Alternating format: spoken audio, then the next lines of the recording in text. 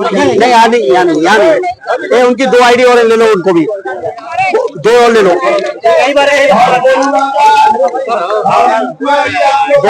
के लिए mic on करा देना। सर, आज के कार्यक्रम के विषय में क्या कहना है स्वर्गीय राम समूह जी? देखिए, सबसे पहले स्वर्गीय राम समूह जी को मैं श्रद्धा सुमन अर्पित करता हूँ। उनके परिवार के लोगों को मैं धन्यवाद देता हूँ।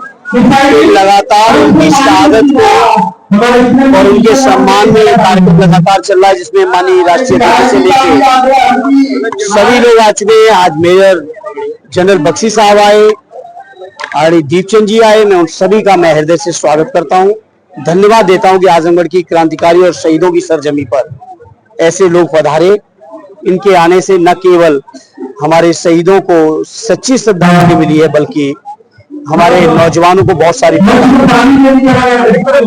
देश के लिए जान देने के लिए सरहद पे रहता है, दूसरी तरफ देखिए, हम तो बड़ा इस स्कीम के जब से मैंने सुना है, मैं अंदर से आहत हूँ। आखिर देश की सरकार को क्या हुआ, मैं समझ नहीं पा रहा हूँ। जहां नौजवानों को जो सेना में विशेषकर जा रहे हैं, जो सुरक्षा के लिए लगे हुए हैं, वही उनके जीवन को 4 साल बाद उनका जीवन किस तरफ होगा, अंधकारमय होगा। उनके जीवन और रोजगार की चिंता होगी। इस चिंता के बीच कहीं ना कहीं हमारे सैनिकों का मनोबल गिरेगा। इसे योजना देश के लिए हितकारी नहीं है, नौजवानों के मनोबल के लिए हितकारी नहीं है, उनके जज्बे के लिए हितकारी नहीं है, और इस योजना को सरकार को अविलंब वापस लेना चाहिए। आरडी राष्ट्रीय अध्यक्ष जी ने लगातार कहा है कि जब कभी मौका आएगा, हम लोग इस योजना को खत्म करके पुरानी जो सेना की भर्ती थी उसको लागू करेंगे।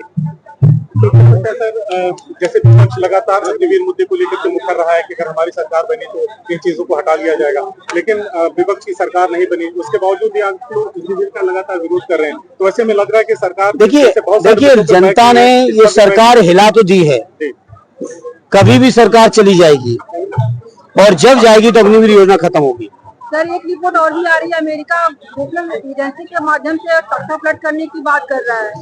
नहीं, उसके बारे में मैं कुछ नहीं कह पाऊंगा, लेकिन मैं इतना कह सकता हूं, अग्निवीर की योजना नौजवानों के हित में नहीं है, फौज के हित में नहीं है। इसको खत्म होना चाहिए, और समाजवादी और विपक्ष को जब कभी मौका आएगा खत्म करें।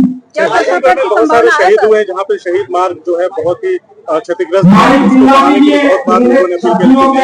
देखिए, इस मुद्दे को लेकर मैंने अभी संसद में बजट के भाषण में भी मैंने कहा कि ये जो शहीदों को सम्मान देने की, शहीदों की डेड बॉडी को उनके घर तक लाने की, और जो राजकीय सम्मान के साथ उनके अंतिम संस्कार करने की व्यवस्था आदरणीय नेताजी ने की थी।